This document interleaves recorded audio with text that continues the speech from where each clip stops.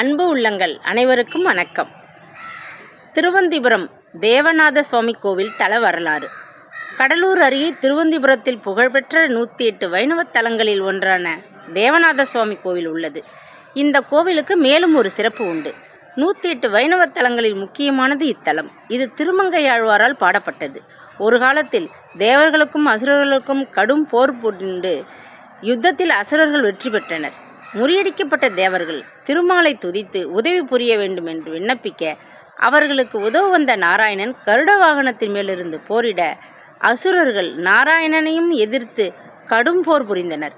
நாராயணன் சக்கராயுதத்தை ஏவ அது அனைத்து அசுரர்களையும் அழித்தது.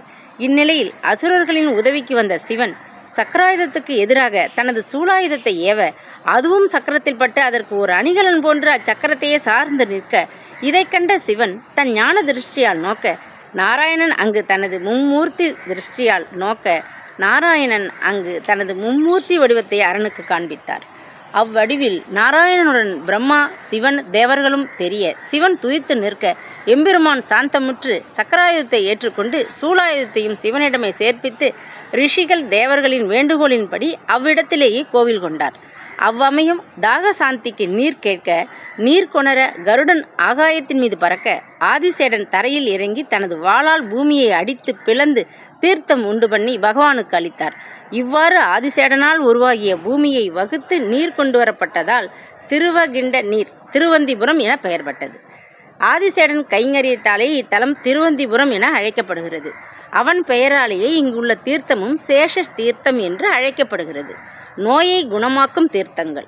திருவந்திபுரம் தேவநாத சுவாமி கோவிலில் கருடனால் உருவான நதி என்பதாலும், ஆதிசேஷனால் உருவான சேஷ தீர்த்த கிணறு என்பதாலும் நோய்வாய்ப்பட்டு உள்ளவர்கள் இந்த கோவிலுக்கு வந்து தீர்த்த தண்ணீரை தனது உடலில் பூசினால் எந்த நோய் நொடிகள் இருந்தாலும் அது குணமாகும் என்பது ஐதீகமாகும். இந்த தீர்த்த தண்ணீருக்காக பல்வேறு இடங்களிலிருந்தும் மக்கள் திருவந்திபுரம் தேவநாத சுவாமி கோவிலுக்கு வருகை தருகின்றனர் என்பது குறிப்பிடத்தக்கது. கல்வி ஞானம் தரும் திருவந்திபுரம் ஹயக்ரீவர் குதிரை முகமும் மனித உடலும் கொண்ட உருவானவர். இவரை விஷ்ணுவின் வடிவமாக கருதி வைணவர்கள் வழிபடுகிறார்கள். ஹயக்ரீவரை கல்வி தெய்வம் என்று குறிப்பிடுகிறார்கள். இந்த அவதாரத்தினை தசாவதாரத்திற்குள் இணைப்பதில்லை. அவதார காரணம் மது, கைபடன் எனும் அசுரர்கள் படைக்கும் கடவுளான பிரம்மாவிடம் இருந்த வேதங்களை பறித்து கொண்டனர்.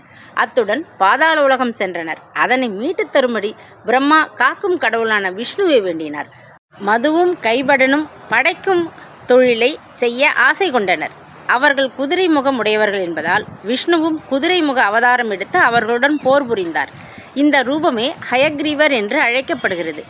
அசுரர்களுடன் போரிட்டு வேதங்களை மீட்டு பிரம்மனிடம் தந்தார். மது கைடபவன் அசுரர்களை அழித்த பின்னும் ஹயக்ரீவருக்கு உக்கிரம் தணியாததால் லக்ஷ்மி தேவியை அவர் மடியில் அமர வைத்துள்ளனர். இத்திருவுருவத்திற்கு லக்ஷ்மி ஹயக்ரீவர் என்று பெயர். ஹயக்ரீவருக்கு கல்வி கருவாக இருந்தமையால் கல்விக்கு தெய்வமாகவும், லக்ஷ்மி உடன் இருப்பதனால் செல்வத்திற்கு தெய்வமாகவும் ஹயக்ரீவர் வணங்கப்படுகிறார். ஹயக்ரீவர் ஸ்லோகம். ஞானானந்தமயம் தேவம் நிர்மல ஸ்படிகாக்கிருதிம் ஆதாரம் சர்வ வித்யானம் ஹயக்ரீவம் உபாஸ்மகே.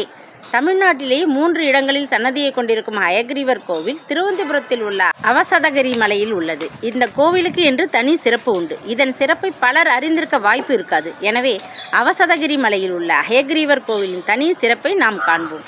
ஆதி காலத்தில் அசுரர்களுடன் போரிடும் பொழுது லட்சுமணன் மயங்கி விழுந்து விட்டார். அவரை காப்பாற்ற வேண்டுமானால் சஞ்சீவி மலையில் உள்ள மூலிகை தேவைப்பட்டது. இதை தெரிந்து கொண்ட ஆஞ்சநேயர் சஞ்சீவி மலைக்கு சென்றார்.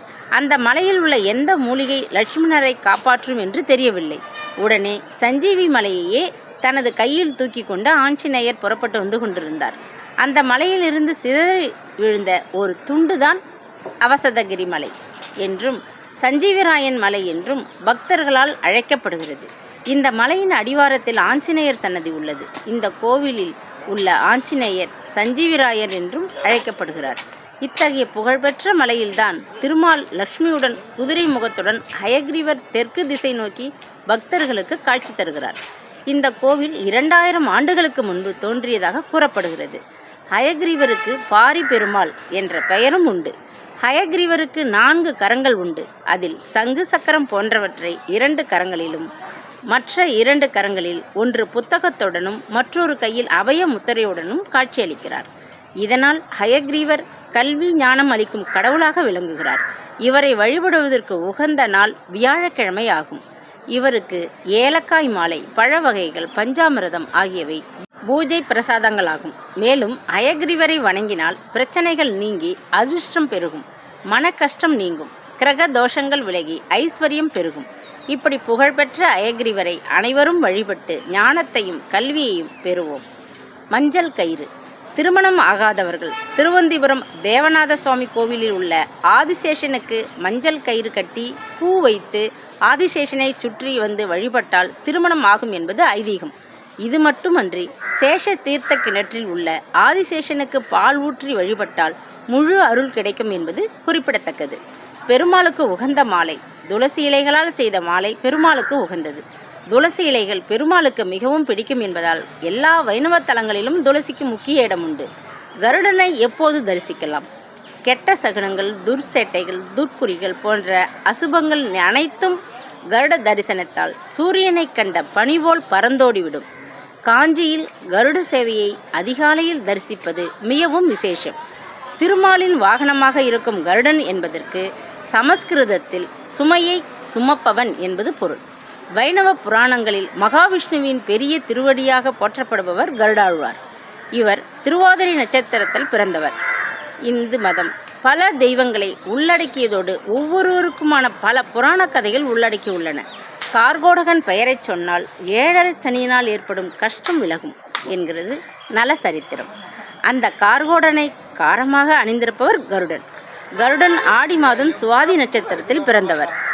கருடாழ்வார், மங்களாலயன், பட்சிராஜன், சுபர்ணன், புஷ்பப்பிரியன், வினதச்சிறுவன், வேதஸ்வரூபன், வைனதேயன் போன்ற எண்ணற்ற பெயர்களால் அழைக்கப்படுகிறார்.